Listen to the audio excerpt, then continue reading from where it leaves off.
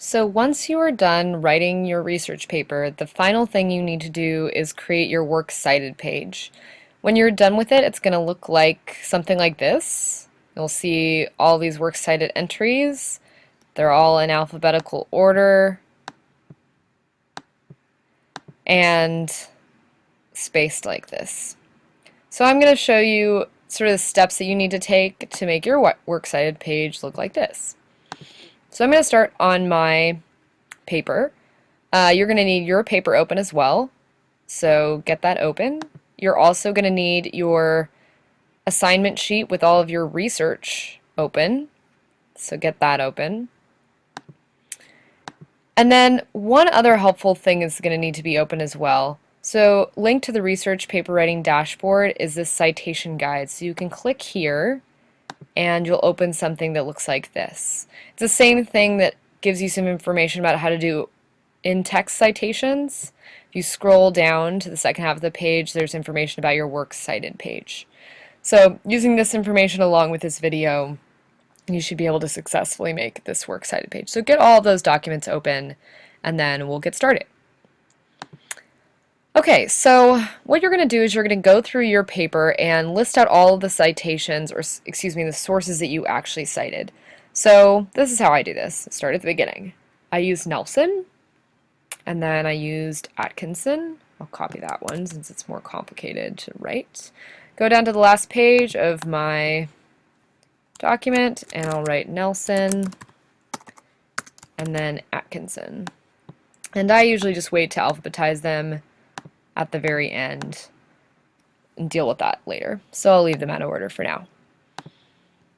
Then I go back up, so I've got Nelson, I've got Atkinson, then I have Meltreader, then I have Poetry and Power. Okay. So Meltreader, then there was one without an author, Poetry and Power, and so it's here, Poetry and Power, Nelson. If it's easier for you to sort of have a way of checking these off, like as you go, okay, I've got that one, okay, I've got Nelson, that's probably a good thing, because I've actually not finished writing my paper. I'm just doing this as a demo, but your paper is going to be 3 to 5 pages long, so it's going to be harder to keep track. And that's all I've got. So I did Nelson multiple times. I do not need to enter Nelson more than once into my works cited page. I just need that source there one time. Okay, so with my incomplete paper, again, you should only be doing this when your entire paper is done, but I've used 4 sources so far. So once you've got the sources listed out, how you cited them, then we've got to actually do the complete works cited entry. So let's start with Nelson as an example. And you're going to have to go into where you've been recording your research and actually find the link for Nelson. So here mine is. It's actually published by the Gilder Lehrman Institute, and here's the website. So what I'm going to do is I'm going to enter that website and actually look at it, because it's probably got some information I'm going to need. While I'm waiting for that to load, here's what you need to know. On your research citation guide, it's going to tell you how you should enter things for each citation entry. So this is an online source, and I know that I have a name actually, so I know that it was M. Nelson something. Then I've got to have the name of the site, the name of the institution or organization that sponsored it or published it, the date it was created, if it's there, medium of publication, which will be web, and then date of access, when I actually saw it, and then its URL like this. And here's some examples of what this actually ends up looking like when you're done. Okay, so here's my source. I've got Michael Nelson. Let's see, where am I on my paper? So the way that I enter this is Nelson Michael dot, right? Last name, first name, dot. And then I need the name of the site, which was John F. Kennedy's inaugural address. So I put that in quotation marks. Okay, so let's go back to my entry. John F. Kennedy inaugural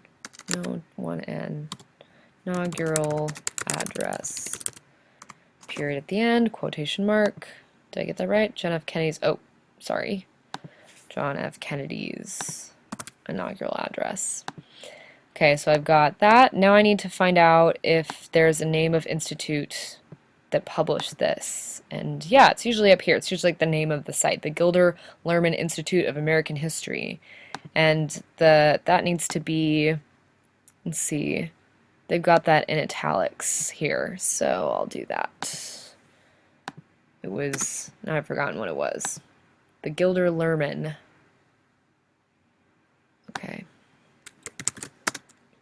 The Gilder Lehrman Institute of American History.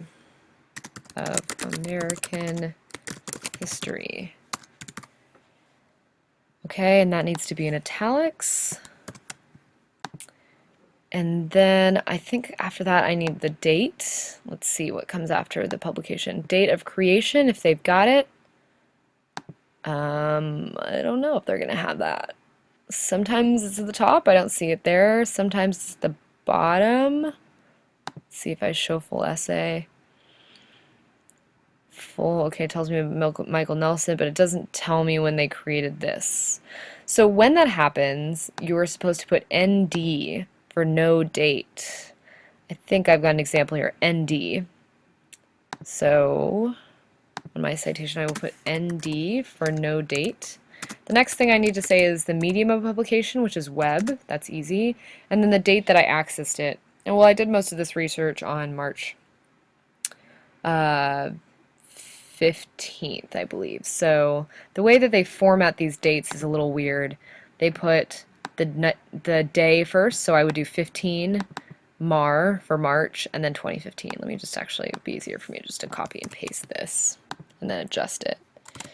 So I actually looked at mine on the 15th of March, and now I just need to put in the URL into these little caret brackets, which are the same spot where you have the comma and the period. You just have to press on the keyboard, you just have to press shift. So I'll copy and paste that URL right there, put in a little caret, and it looks like that. Okay, that's sort of formatted a little weird. We can mess with that later.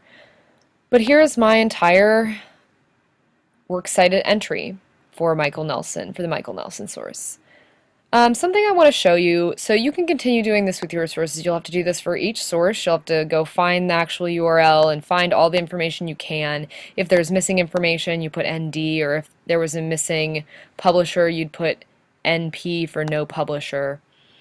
But here's another couple tricks that people use. So if you ever run into one that you're confused about, again, I've got a link here on the citation guide of the Purdue OWL citation website. You can look there. But here's a couple of other sources or online tools you can use. A lot of people choose to use EasyBib or Citation Machine. They do the same thing. So click on EasyBib, and I'm going to show you something that you can use it for. It'll open up this is the web page, EasyBib, and you can enter just the web address of your source, and it will, depending on the web address, sometimes they don't work, but I tried it out for one of my sources. So this one, Poetry and Power, I went to my research, found Poetry and Power. Here was the link, and I'm just going to show you what happens when I copy and paste that link into EasyBib. It will auto-cite it for me.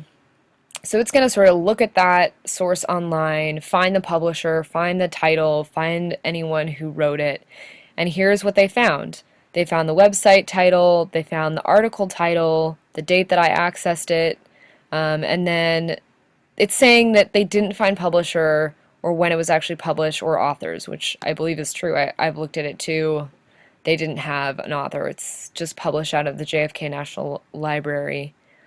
But it gives me the opportunity to sort of double check for myself. I can go on the website, I can look for these things. Was there an author? If so, I can enter their name. Was there a publisher?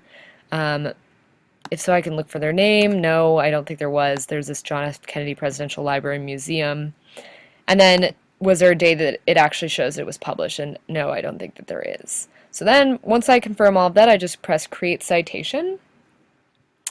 and you're going to see that they make the citation, or they create the entry for me. So here it is. Doesn't have an author, but it starts with Poetry and Power. The inaugural address of John F. Kennedy was the title. It was published by this organization. It has no date that it was published, but it's got this day that I accessed it. And let's see, it does not list the website, which I don't love. I wish I could edit it and add that. Maybe I'll just add it myself. Okay, hold on. I'm going to do this. I'm going to copy that. I'm going to paste it in place of this. And then I'm going to include, no, I've got to get the actual website. Okay.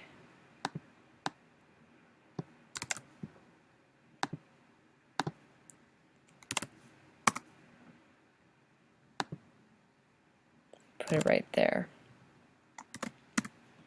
The period at the end. Just a reminder, as with all of your formatting stuff, your bibliography needs to be in Times New Roman, and it needs to be 12-point font. So when you're done entering everything, just make sure it ends up at Times New Roman, 12-point font, with spaces in between each entry. So that leaves me needing to do Atkinson and Meltretter. I can either do the way that I demonstrated first, which was just going through each piece and looking for each of the things I need to define and entering them myself. If you would rather use EasyBib, you can do that. And as long as you get it into looking something like this, the very last step then is to alphabetize them. So you'll move your citation entries around so that they're in alphabetical order. So if I've done all this, Atkinson would go first, Meltretter would go before Nelson, and this would be the order, like that. So it should look something like that, except for completed. If you ever are concerned about any of this or have any questions, again, you can look at the Purdue OWL citation website. It's really helpful, and feel free to ask me, your teacher, or another adult for help with this. A lot of citation entries is just getting practice in searching for the different pieces of information on websites and getting into the habit and the practice of turning it into these citations. They're not super fun. They can take a little bit of time. It's really important to remember not to leave this till the very last minute. It is going to take you more than 5 minutes. Usually it takes a good half an hour, but it does need to be done as the last step before you turn in your completed paper. Happy citing, and I look forward to reading your research papers.